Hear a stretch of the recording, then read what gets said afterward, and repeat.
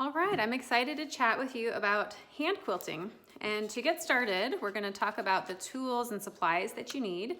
There's a link on this video where you can buy all of this on Amazon, and also a free PDF download where you can get all the supplies that I talk about. So first of all, you're going to want an embroidery needle, and I have two different types here just to give you an idea. This is Fons and Porter. They're all size 5 embroidery needles. And these I actually really love.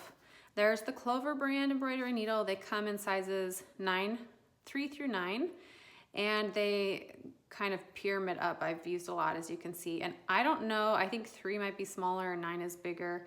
I know that I end up liking about size 5, so that's why I go with these. But any embroidery needle will do. Then you're gonna want a Hera marker. You're gonna want a ruler. And you're definitely going to want a thimble.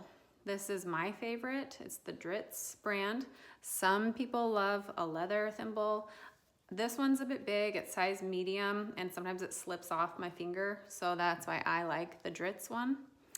And then I love to have a needle puller. It's rubber, and it just, when you're pulling the needle out, sometimes it gets kind of tricky. So if there's a little bit of rubber there, it helps really grab that needle and pull it out. So the fingers look lovely as you're going.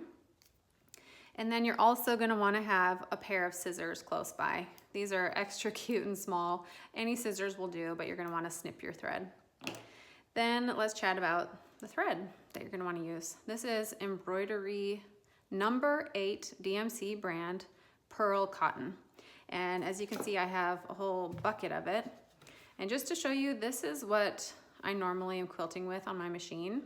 It's a lot thinner, and so the number 8 is a lot thicker, and I just love the look that it gives. That's what makes hand quilting so wonderful, is the thread. Now I will say, with the quilt I'm working on, I just happen to have this on hand. I don't know where I even got it, but it says it's size 20, so it's actually a little bit thinner than the size 8, which sounds funny. The higher the number, the thinner the thread.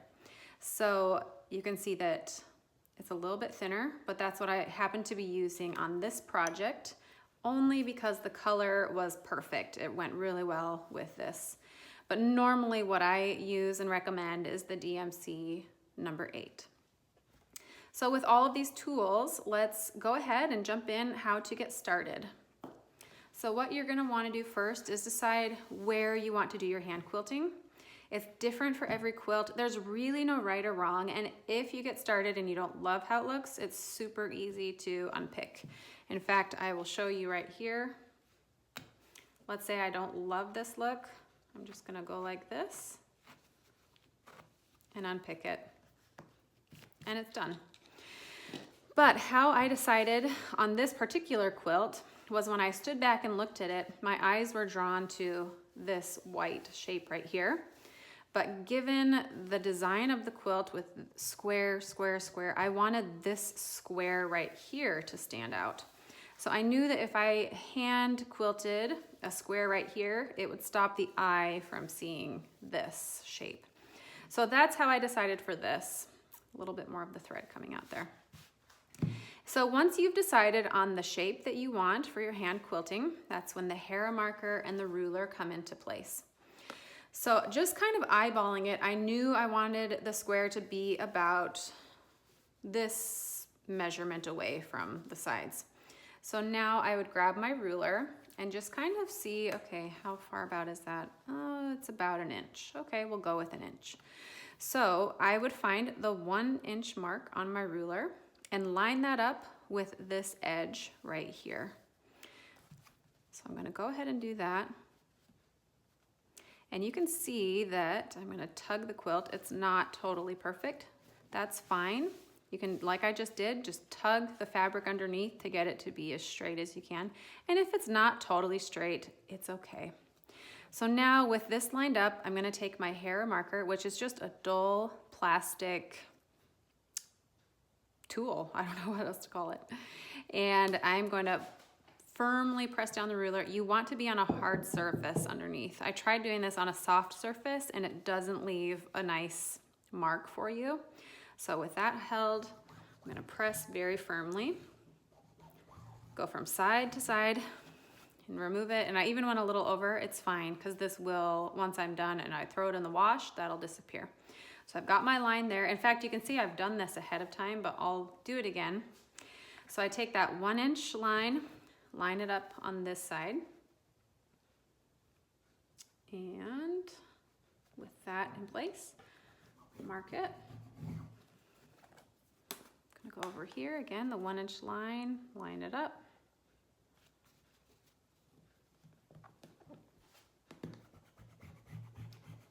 Press really hard.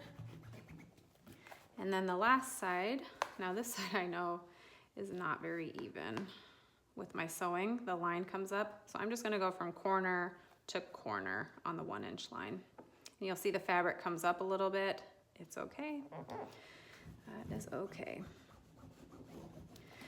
Okay, and you will notice that I went from this line to draw my line.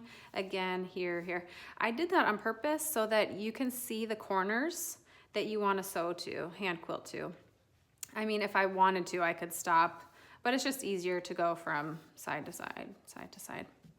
So with that, now we want to get our thread and our needle ready, which I did forget to mention, but that's okay. I'll mention now that you're also, it's handy, you don't have to have, but it's handy to have a needle threader. And how that works is, instead of taking your thread and putting it through the eye of the needle, you're gonna take your needle threader and you're gonna put that through, just like you would your thread, but it's a lot easier to put through. So now you can see the needle is hanging onto this needle threader. And now I'm gonna set that down. I'm gonna get the thread. So I just kind of loosely lay out how much thread I'm gonna need. I go over the area. This will leave you with a little bit extra, especially if you leave a little extra on the sides. So I'll leave some extra, trim that. Now with the thread, the part of the needle threader that is sticking out from the needle, you put the thread through. And that's like a much bigger hole than the eye of the needle. It's its own little eye, but it's a lot bigger. Pull it tight, and then you take the needle and just pull it off. And sometimes you have to tug a little hard. There we go. And then take the thread out of the needle threader, and it's threaded for you. So pretty nifty. With that threaded, you only want a single thread. You don't want to double up your thread. You want to leave a little tail here, obviously, but just a single knot. So just tie a single knot, nothing fancy.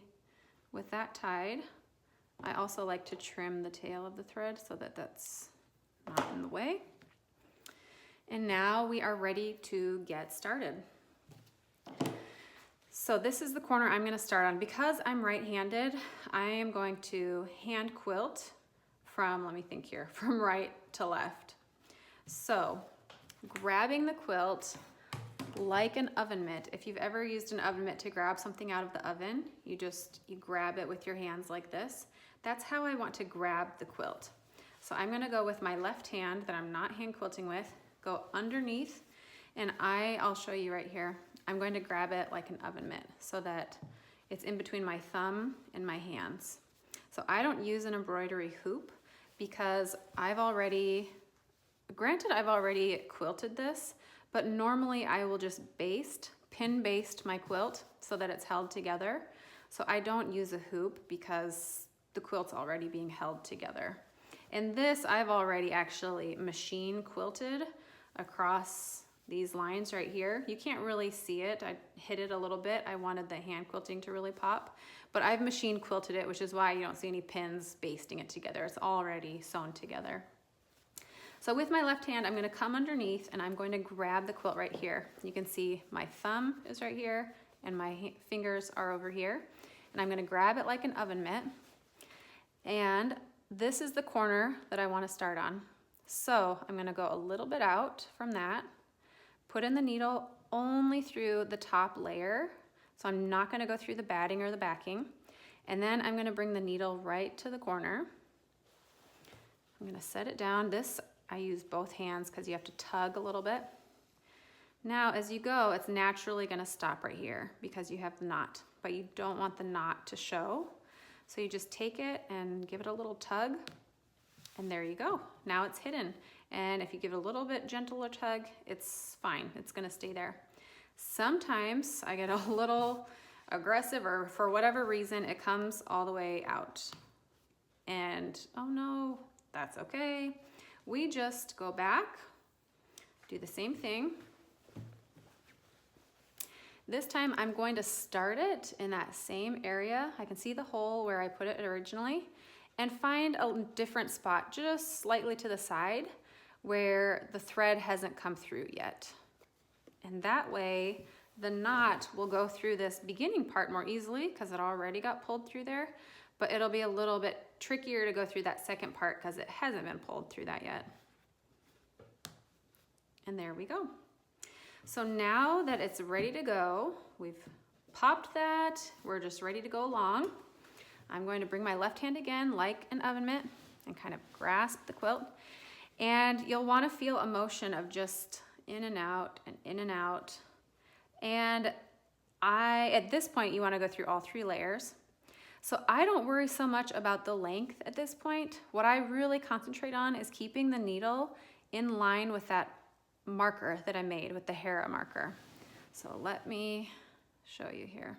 As the needle comes out, I'm going to make sure that it's staying in line with that Hera marker line. And I usually do, in fact, I need to get my thimble on and my needle gripper. I could go up until that point just fine, but after that, I need to push the needle in, and you're gonna want your thimble. So push it in, pull it out, and there's my first 2 stitches. And as I go, my hand just keeps sliding down like the oven mitt thing. And again, making sure that I'm on that line that I made with the Hera marker. Gonna go through.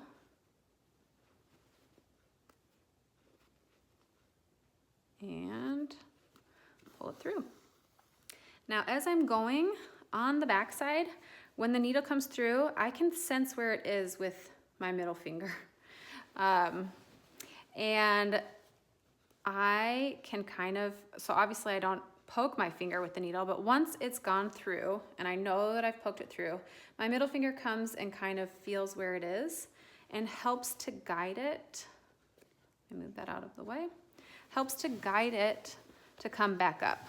So I'll talk you through it. I've poked this through, and now my middle finger comes and feels the needle and helps to kind of find its way back up. So I poke through, obviously move my fingers out of the way. Once it's through and I safely know where it is, my fingers come and help to guide it back up. And there we go. So my first stitches are going smoothly. Now I'm just going to pretend like I've made it to this corner and it's time to turn. All I do is take the quilt and turn it so that, again, I'm hand quilting from right to left. And if you're left-handed, it would be just the opposite. And again, my hand comes underneath and I would just keep going along that way. Now, when you get to the end, we'll pretend that I am finishing. I am just going to tie a single knot, but I'm going to want it to be about right here. Long enough that I'll have another stitch, but a little further out so that we can hide the knot. So I'm going to go ahead. I usually sew the knot. So make a hole, go through, and then I just, let's say I go to about here. You can hold the thread there and pull it. Oh, not working right now, of course. There we go. And it's actually a little further away than I'd hoped, but it's better further away than closer, because what you do is, this time, again, when you're finishing and ending, you only go through the top layer. So I just go to the top layer, and then I pull my needle far, far away. Sounds like a fairy tale. Far away, and back out through the fabric. It doesn't matter where. This is simply to hide your thread. So there you go. It's stopping right there because there's a knot. So I'm just gonna tug it again, and it popped, and now it's hidden. And so now I can take my scissors, trim that, and hide it, and there you go. That is how you do hand quilting. So if you have any questions, please leave a comment. I will also say sometimes when I'm quilting and pulling the thread through, it gets into a little bit of a knot, you know. That's totally fine. Take your time. There's no knot that, well, never say never, but I've never come across a knot, and I've come across some bad ones, but that can't be untied. Worst case scenario, like I showed you at the beginning, you just unpick and go back. But I've never had to do that because of a knot. So there we are. Thanks so much for joining me on this hand quilting tutorial.